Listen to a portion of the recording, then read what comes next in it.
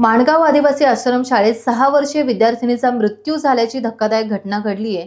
ही विद्यार्थिनी माणगाव विजया गोपाळ गांधी आश्रम शाळा उत्तेखोल येथे इयत्ता पहिलीत शिक्षण घेत होती।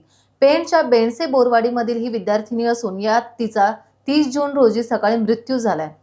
तिचा मृत्यू शिक्षक आणि कर्मचारी वर्गाच्या हलगर्जीपणामुळे झाला असा आरोप तिच्या नातेवाईकांनी माणगाव उपजिल्हा रुग्णालयात येथे पत्रकारांशी बोलताना केला।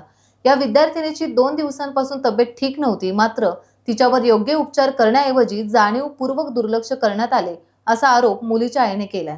मुलीच्या मृत्यूची चौकशी करण्यात येऊन संबंधित गुन्हेगारांवर कारवाई करण्याची मागणी विद्यार्थिनीचे पालक आणि नातेवाईक करतायत। चित्रा भरत लेंडी ही खूप सिरियस आहे। तिला आम्ही रात्री दवाखान्यात नेलेली, पण डोळे उघडत नाही। ती झोपलेली आहे, उलटी आणि जुलाब होऊन। मग एवढी सिरियस असून ह्याने ॲडमिट न करता शाळेवर का नेली आणि हिची दखल का घेतली नाही? ज्या लहान मुलांच्या ह्याच्यात झोपण्यासाठी ठेवण्या अगोदर तिथं मॅडमचं कर्तव्य होतं की ती तिथं जागृत राहायला पाहिजे होती। ह्या गोष्टीसाठी आज तिचा दुर्दैवी मृत्यू झालेला आहे आणि याच्यासाठी आम्हाला जे दोषी आहेत त्यांच्यावर कारवाई होऊन सस्पेंड व्हायला पाहिजे आणि आमच्या या नातीला न्याय मिळाला पाहिजे।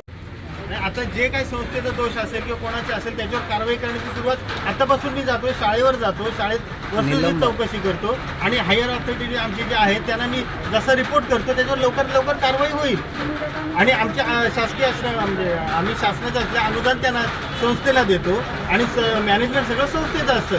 संस्थेचं जर काय असेल तर संस्थेला आम्ही कळू किंवा तो रिपोर्ट आपण म्हणजे शासनाला देऊ आणि लवकरात लवकर कारवाई होईल एवढं मी आश्वासन देतो। टाइम्स डिजिटलला लाईक करा, सबस्क्राईब करा, शेअर करा आणि बेल आयकॉन दाबायला विसरू नका। पाहत रहा टाइम्स डिजिटल।